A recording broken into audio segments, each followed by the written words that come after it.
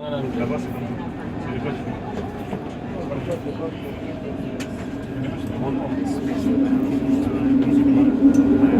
Bonsoir tout le monde, bonsoir mesdames et messieurs. J'ai un message à faire passer pour 5 minutes rapidement. Voilà, je suis un immigré du Congo-Brazzaville africain et j'ai un message à faire passer parce que trop c'est trop, il y en a marre. Il y a un message à faire passer. Alors, attention à la marche. Il y en a marre, franchement, de cette oligarchie européenne qui s'est dirigée pour la communauté internationale. C'est pourquoi je voulais expliquer d'abord. Je suis un immigré. Je viens du Congo-Brazzaville, un Africain. En 1997, Jacques Chirac a donné les armes à un despote, à un assassin qui s'appelle Denis Sassou Nguesso, qui est venu, qui a fait la guerre chez nous, a pris le pouvoir par les armes. Et nous, on était obligés, moi personnellement, obligé d'immigrer vers la France. Pourquoi je fais ce message-là? Simplement parce que les gens ne sachent pas la vérité, ce qui se passe en Afrique.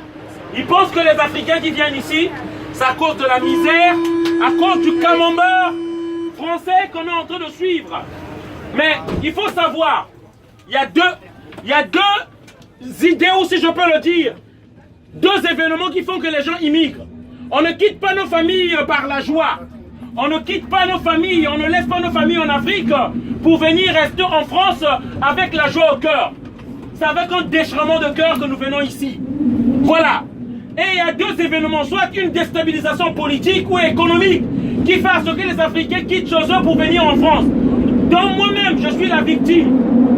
Je disais donc, en 1997, Jacques Chirac a donné les armes à un monsieur que nous n'avons pas élu, nous les Congolais. On ne l'a pas élu. La France, donc, de Jacques Chirac, lui a donné les armes pour venir faire un coup d'état chez nous et prendre le pouvoir. Pour les intérêts personnels d'abord de Jacques Chirac. C'est ce que vous entendez parler des mallettes de la France-Afrique. L'Afrique n'est pas pauvre parce que notre continent est pauvre. Nous détenons 60% des richesses mondiales. L'Afrique est pillée par qui? Par les élus français, par les élus occidentaux. Ils prennent notre argent. Jacques Chirac a pris les mallettes venant du Congo-Brazzaville, du Gabon, de la Côte d'Ivoire, du Burkina Faso. Et moi aujourd'hui, je viens crier mon ras-le-bol. Parce qu'on en a marre. On en a marre de ces pays-là, 5 pays ou 6 pays qui se constituent comme des shérifs du monde. Il y a la France, l'Angleterre, les États-Unis. Et il y a aussi la Chine et la Russie. Et encore eux, moins encore.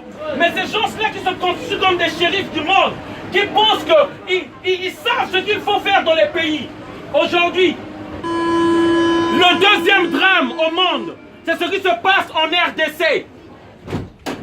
Plus de 8 millions de morts, 10 millions de morts. Et cette soi-disant communauté internationale n'en parle même pas. On tue les enfants, on viole des enfants. En RCA, on viole les enfants. Cette soi-disant communauté internationale, elle n'en parle pas. Ils sont là pour leurs intérêts. Et ils s'érigent comme les shérifs et les juges de ce monde.